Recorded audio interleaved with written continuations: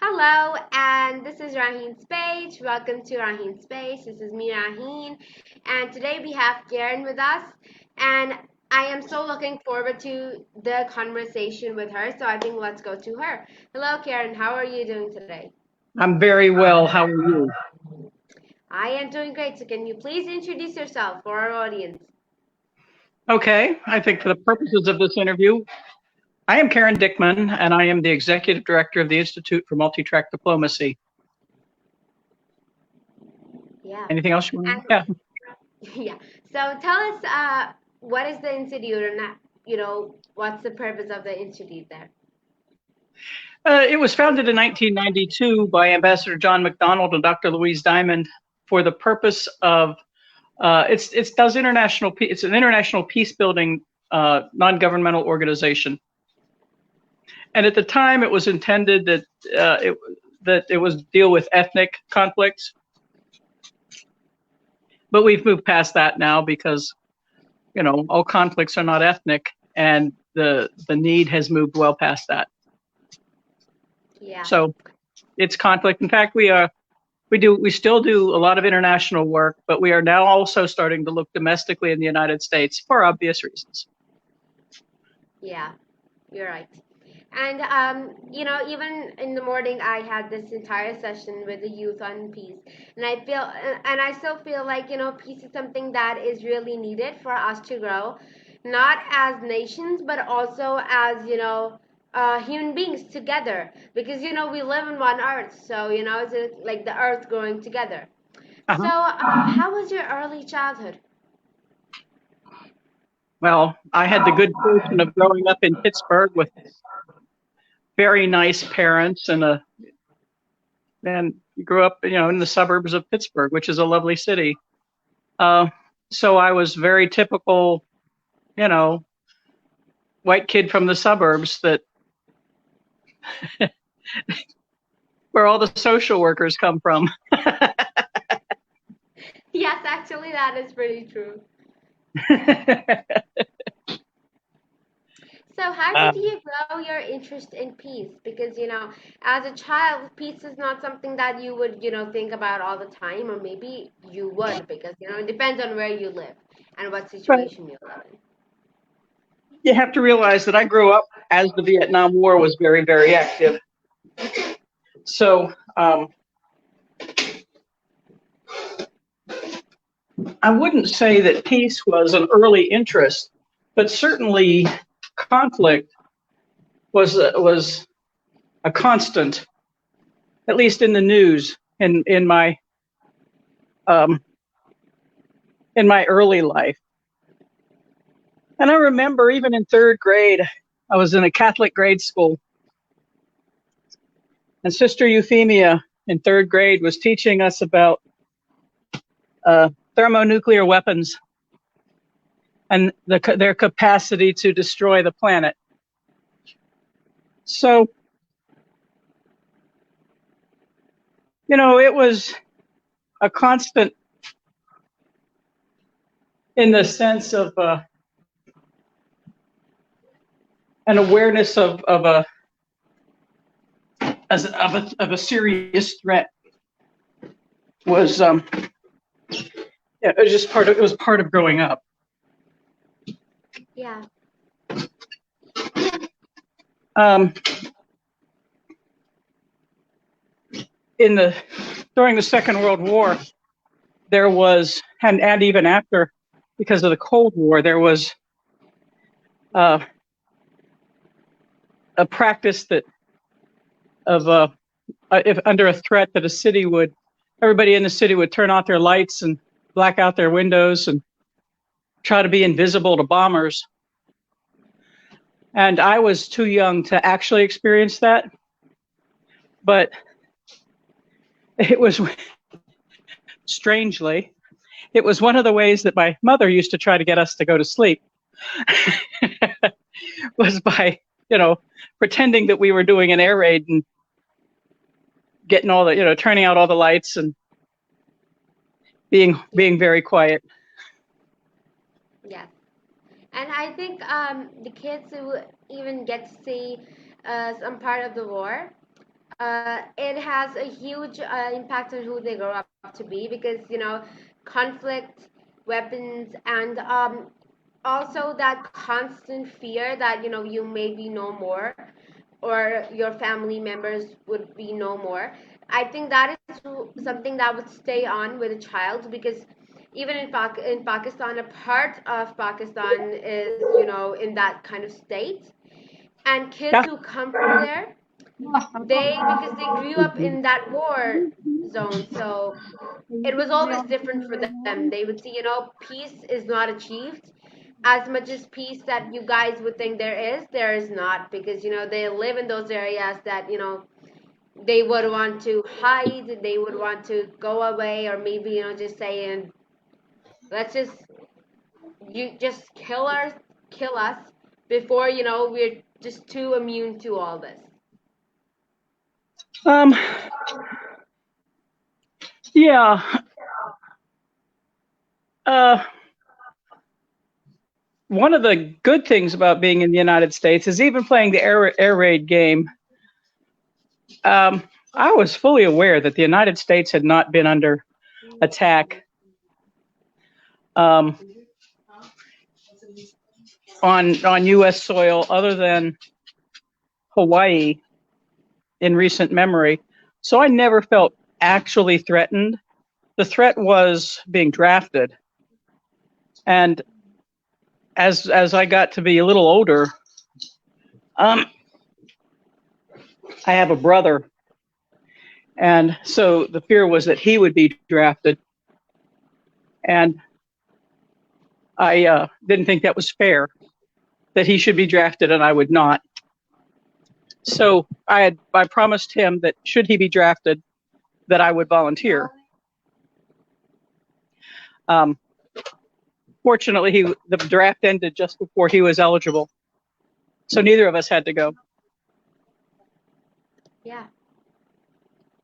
And I think that it is a very unique experience. I mean, I wouldn't say it's a very beautiful experience, but it is a very unique experience on its own, of seeing how conflicts are, and Mm-hmm. the war near, like, as closely as you did.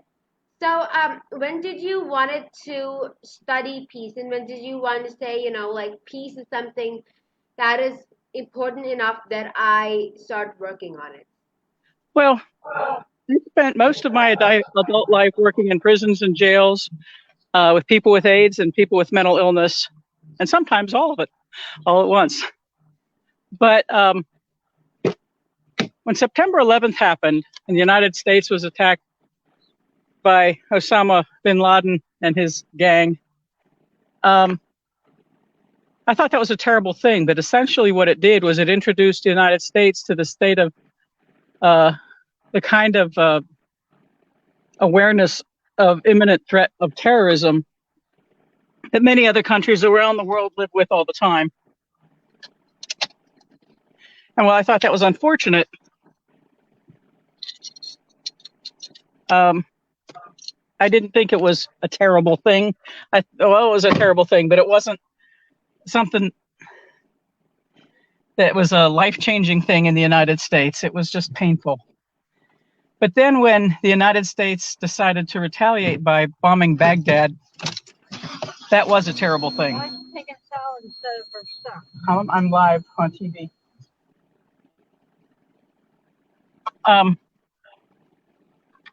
Here, let me hook this up here.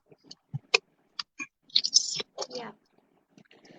And so, you you worked in jails and you worked in prisons, and that's something that's like an experience of a lifetime, because working in jails and working in prisons, you see how people who had committed crimes are living, and how they are now, they may be in regret, or they may be in that also that state of denying that no, we didn't do that or anything, because jail is something that just makes you feel bad on yourself. Like, even if you did something bad, it makes you feel more bad. So how was that experience? Well, first let me finish why the bombing of Baghdad was significant. One, Sorry, Karen, I cannot hear you.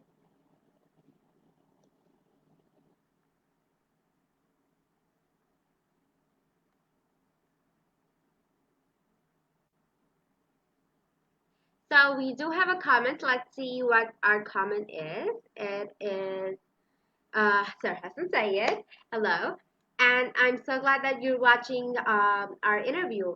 In your opinion, what is the most important condition for a lasting peace between the warring parties? Also, how do you establish lasting peace between two parties where is much more powerful than the other? So, Sir Hassan, this would be answered as soon as we get Karen back. Karen, please use the same link to come again to the stream, and I hope things would be better. Okay. Yeah. okay. Am I supposed to try again? Yes. Now I can hear you. Okay. Well, just a minute. Yeah, sure. Because I never would want to disturb somebody driving. No, I don't want to be cause of anything.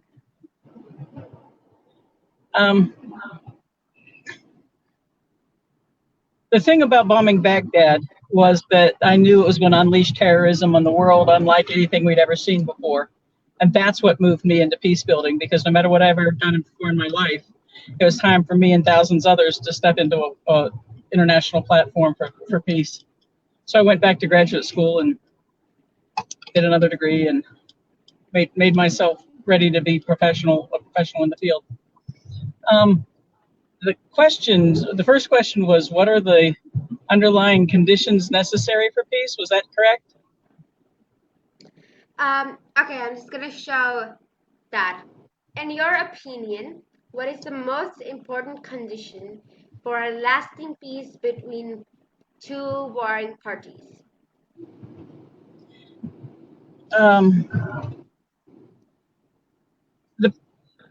I would say that it's mutual respect, but to get there is far more difficult than just simply saying it.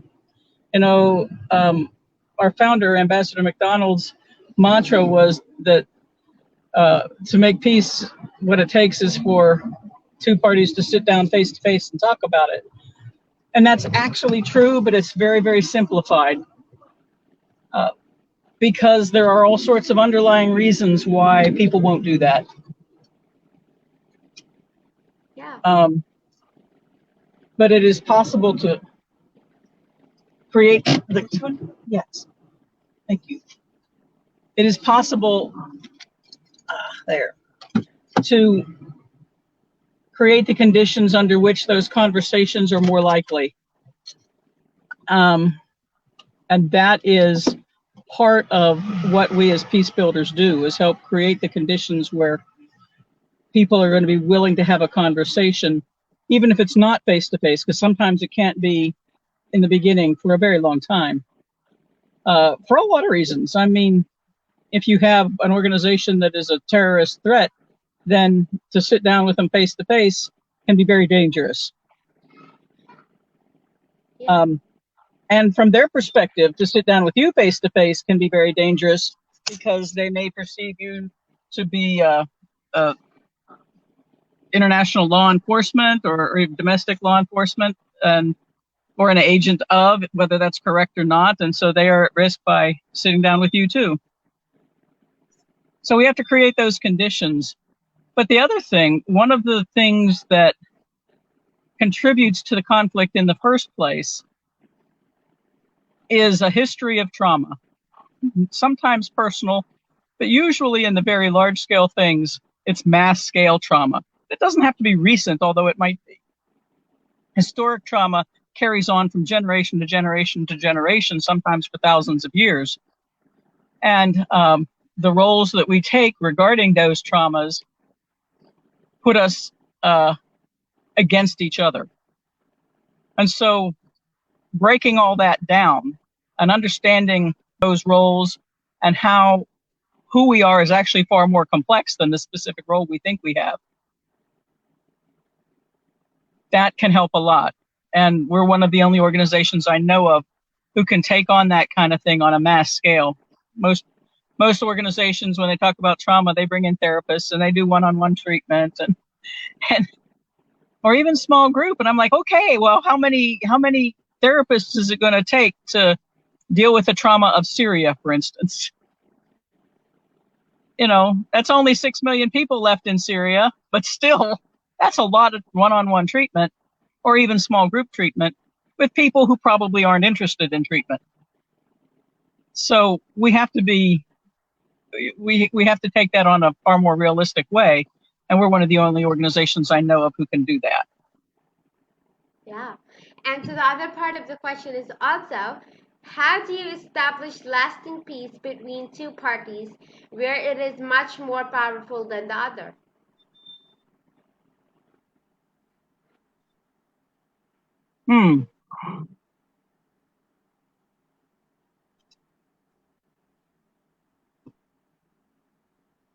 The first major effort that we did was in Cyprus. And Cyprus was divided, and it still technically is. It's still technically at war with it within itself. And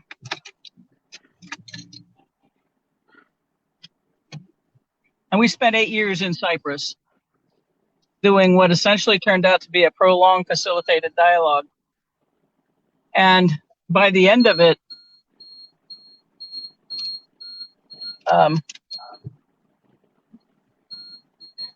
one of the people who was a participant had become a minister, I think, on the Greek side, and opened up the gates between the divided between the Cypriot, between the Turkish and the Greek sides of Cyprus, so that people could pass freely back and forth.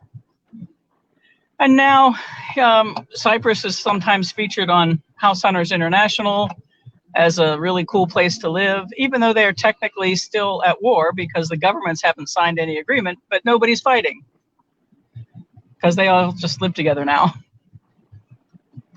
Yeah. The most recent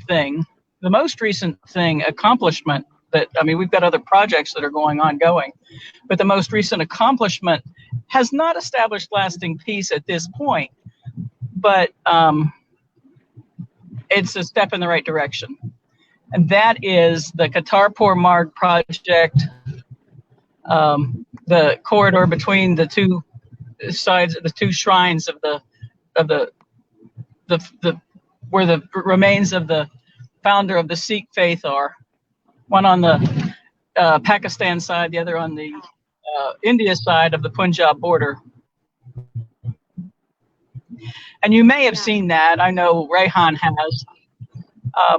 That is one of two confidence building measures between India and Pakistan. The first being the People's Bus between Srinagar and Muzaffarabad. They are the only two peace building measures right now between India and Pakistan, and both of them came out of IMTD. The Kartarpur project, I think, is particularly interesting because I'm not allowed to cross it because I'm neither Indian nor Pakistani. But in videos that I've watched of it, I remember in one, there was an Indian woman who was crossing over to see the shrine on the Pakistani side. And everywhere she stopped, she met Pakistani military security people, security forces, who greeted her saying, "Come back as often as you want. We're here for you." And that was just so moving to me, understanding that Pakistan and India are not comfortable neighbors. But to hear that across that was just very moving to me. Yeah. And so interestingly, toward a cooperative peace. Yeah, and interestingly, so I think it was this year.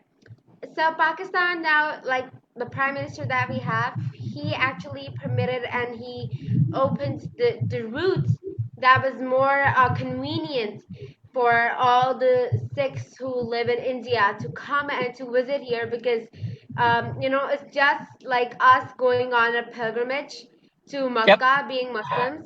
Or I Yes. think it's really important for them to come here, and also not just to come here from India, but also from other nations, to come and, for parents to introduce their children to their religion, Hmm. and showing them how beautiful it is, and making the experience memorable, rather than making the experience, that you could just see it from far away. You cannot just go there. Yeah. And I think military men here are really, respectful, because we always, because my dad's in the military, so I know a lot of things. And it's just because, it's their religion, and we understand how it feels not being able to go to a certain place as Yeah. often or at all. So that's exactly why we say, come here whenever you want to, because, it is the country that we live in, but it's not that we are some, very important person in the government or something to stop you from coming. So, Right. we have no right to do that. So please do come, because, you have memories, and for you, you know, it is close to your heart, and we should respect that. Yeah. And it's actually happening. And, I don't know that a lot of people thought it was even possible, Yeah. because there was always a fear that it would be used for terrorists to sneak in and cross the border without being detected. And that's not what's happening at all. It's designed so that people can cross over without using it for illegal immigration, but they can still cross back and forth and see both sides coming in from either Yeah. direction. And it looks like people are just greeted so warmly and treated so, and just given such welcome along that corridor. I think that's a powerful statement for Pakistan and India relations. It is. Because what I believe, like, there's nothing, because I also have friends from India. I work with people from India, and what I really feel like is that, we were one nation, right? Yeah. And, it's just like, we divided in two. That's like not a problem. It's like, living in two different houses, but we're one family. It's like we're, the entire family around the globe. You're living in another house. I'm living in another house, right? Mhm. But at the end of the day, we are brothers and sisters. Yeah. I think that's one thing that we should realize, and we shouldn't ever say that, because a war happened, we should never talk to each other, or we shouldn't, lay a hand of kindness, because that's something that we should do to make peace. Right. And that's one of the things that I'm very cautious about, is that peace at all cost is a horrible goal, because that then freezes people in states of oppression and inequality, and the things that they might have otherwise rebelled against. If peace is your only goal, then you have to settle for static, unchanging inequalities, and people need to be able to develop through that. And sometimes violence is a tool for that. Part of what we try to do is help people figure out ways to get through those phases constructively and without violence if possible, but still to continue to be able to grow and mature, and as a country, and as subcultures within that country. You are so right. And with this, we're coming to an end for our interview. Thank you so much, Karen, for coming. Thank you so much for sharing a lot of things about peace. And, it's just really lovely. And thank you so much to the audience for being here. So we'll come again with another marvelous guest, just like Okay. Karen. So thank you so much, and goodbye. Thank you. Bye bye.